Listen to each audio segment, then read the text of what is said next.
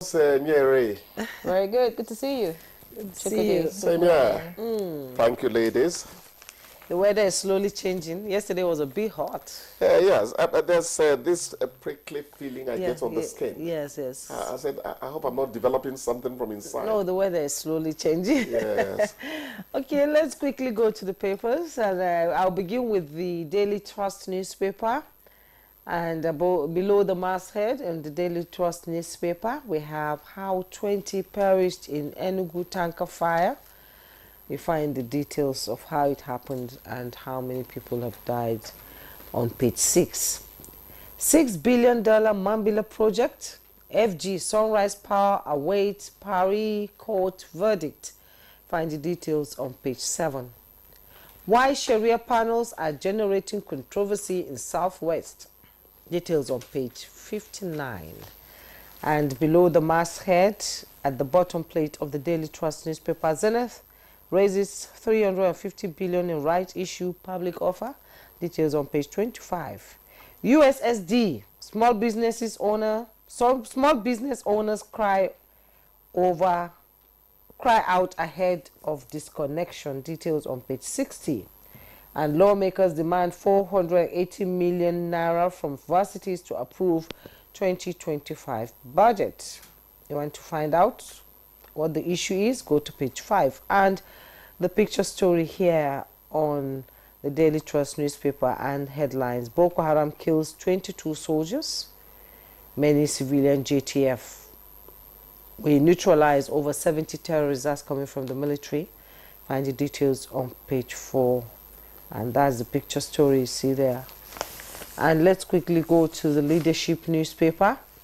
And yes, Leadership newspaper above the masthead. Leadership Award, a testament to our performance. MD CEO of Arco Group. Details on page 7. Below the masthead, budget deficit, sell national assets to reduce debt burden. That's coming from economic experts and financial analysts. Find the details on page 7. For fair judgment, lawyers demand independence of Nigerian judiciary. With riders decry political interference in cases, seeks transparent process for appointment of judges. Find details on page 4. Side piece of the picture story, divorcing Melinda, my biggest regret. That's coming from Bill Gates. Details on page 6. Wike affirms Tinubu's commitment to development. Find details on page 20. Naira pushes to 1.532, 1,532 Naira to the dollar, 1.1% gain. And the picture story you see there, Leadership Gold Standard Award picture series. The award is another positive national attention Osun is getting. That's coming from Governor Adeleke, Governor of the year 2024. That's about what we have in the Leadership newspaper. Yuri? All right, let's see the blueprint quickly now. The blueprint leads with Northern Coalition Lord's Fits as troops kill 70 terrorists in Northeast. The riders, but we lost 22 soldiers according to the defense headquarters. Gunmen storm Kano community, abduct young lady, extort 8 million naira. You want to see all the details right here in the Blueprint newspaper. Above that, just above the masthead, we have Tinubu taking in-country gas utilization to unprecedented levels. That's according to Shinaye, and that's on page 20 of the Blueprint. Away from all of that, we have Serap urges court to stop 50% telecom tariff hike. That's in the news everywhere. You want to see what that is about and how it affects you. Below the picture story, we have 2025. That's the kicker. $910 million needed to support Northeast humanitarian needs, according to the United Nations. And details you can find on page 10. Coming from Niger State, we have 4 die, 6 injured, 12 houses crumbled in dynamite explosion. That's on page 6. And next to that, Nigerians struggle with cash crunch amid ATM limits, POS challenges. All right, so that's on page 23. And finally, from the bottom of the front page of the blueprint this morning, we have NOA's cartoon content as game changer for value reorientation among children. And that's on page 19. Chukudi. Yeah, it's a bit gory this morning. It's not as if the previous days have been any better, really. A lot of stories, reports on killing, and you're asking whether people are reducing the entire place to a theater of, mayhem. Our soldiers, first of all, we must commiserate with them.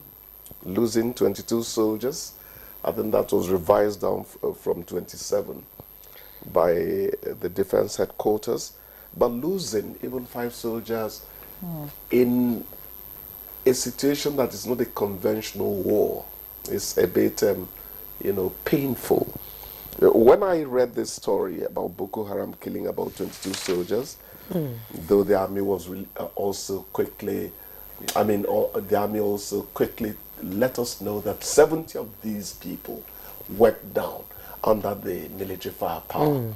But the number of soldiers that died should touch us, because these are our protectors. These are our people who are custodians of our safety and all that.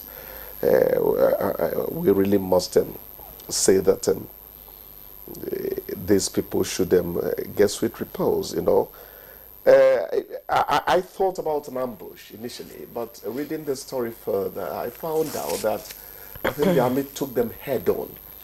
Yeah, took them head on. At least 3 known commanders went down. They must have accosted them, and for those terrorists, it was a do-or-die affair. They returned fire for fire. That's why the heavy toll on our side happened. What it tells us is that these people are still very active. Yes, the army are winning the war. We are winning the war, but they still need to be, reined in properly. You even get the impression, we are told, that more of them are thinking about coming into, this region.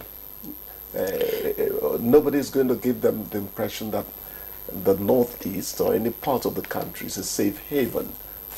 My bone of contention with this is Boko Haram kills 22 soldiers, many civilian JTF, Joint Task Force members. We need to know the numbers of civilian JTFs that have been killed. That's it. Yes. You see, not just the military, because these young boys and girls, because they are girls too, in civilian JTF affairs, these young boys and girls, sacrifice their lives. The girls are even more used in the intelligence. Yes. So we need to know the number of civilian JTF that have been killed so far, and what happens. I know the militaries, the military will take care of their own. Who takes care of the civilian JTF when they are killed?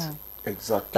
That is the question I need, because most of the time we see this kind of headlines, but nothing is said about the civilian JTF side. I think the soldiers are not under the states, but the JTF usually work under the state. Yes. I can't believe that JTF would work and there's no kind of compensation for them.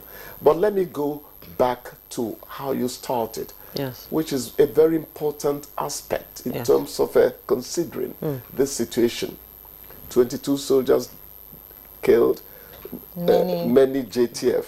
The JTF people are in no way inferior to the soldiers. Thank you. Mothers of JTF people would cry, mothers of soldiers would wives, cry. Yes. So, it is not really the army. You blame a lot for this, but the newspapers that reported it, they should have insisted on, we have an idea of the number of JTF members that died? Yes. So that when you report, everybody feels that fair is fair and everyone has in the leadership newspaper, they are not even mentioned. The civilian JTF are not mentioned. Just 22 soldiers, 70 terrorists killed in the that is not good. I think there should be a record of those who have died, sacrificing their lives for Nigeria. That is not good. Yes. Anyways, I think that they would have the numbers. My own thinking. It should just be a way of managing information. Yes. Maybe that's why you're not seeing it splashed on the front pages of the papers. I'm saying this because just so I that come from there. I know how the civilian JTF was formed and how they've been fighting, fighting, because I know in a situation where there's an attack, the terrorists will rather run to the military than run to the civilian JTF because they know they'll be dealt with. They don't take, they take no quarters. Yes, they take no quarters. Yeah, they don't take prisoners because they know them. So I believe that, they should be taken into consideration. No, the way you give us good insight into what's happening in that theater really gets to me.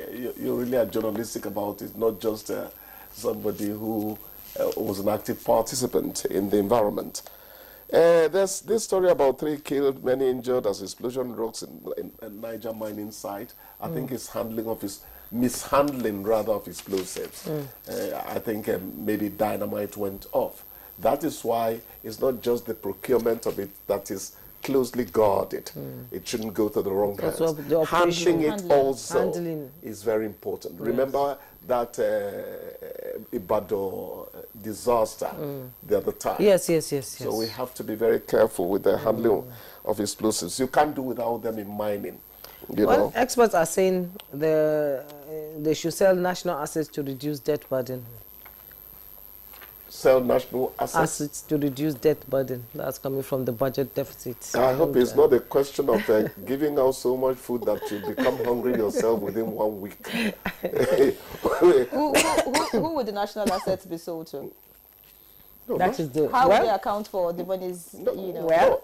A buyer is always there for something that has value. So they want to fund critical projects and improve fiscal stability amidst rising inflation and currency devaluation. Yeah, we are not in a state of panic, but the truth is that the Nigerian economy is on tenterhooks, and any measure that can ameliorate, because at the end of the day, you are actually working towards dropping inflation to a level that makes life livable for the people. Some people still eat once a day. Yeah. Even now, when we are not too far away from harvest period, that should concern us. Think what will happen in April, May, June, when the seeds go into the ground again and you deplete stock. Of course, prices will go up. Beans is now 2.2. Yeah. It's going to get to 2.8 around April. Or 3,005. Exactly. It will go up before March because it's fasting period already. Fasting period is coming up. Everything goes up. On a rather commercial note, it reminds me of my mother. She would buy palm oil during the time that palm oil is... because she had money to do that. Exactly. How many people can afford to stockpile? Anyways, besides food stuff going off, telecom tariff hike, Nigerians are dealing with that too, dealing with so many things going up. So, I mean... It's a dilemma for the telcos. It's a dilemma for the consumer. It's a dilemma for the telcos, because the truth is that they too are feeling the hit. There was a time MultiChoice was saying that even the Compact Plus should rise to how much? And people were saying, how could you think of that? We can't afford it. But they too are not breaking even anymore. It's an ill wind that does no one any good. Indeed. We must find an equilibrium, because we keep on telling you in our elementary economics that you can't price yourself out of your market. The goods and services will be yours. Consume them. That's true. So they must find an equilibrium. Always. So I'm going to leave you with divorcing Melinda Gates, my biggest regret, Bill Gates. I didn't read that story, but those elderly get to read people, it and find out why a marriage that had lasted that long would suddenly, it doesn't make sense. Many thanks, Chukudi. When it comes to marriage, so many things don't make sense. Many thanks for being with us.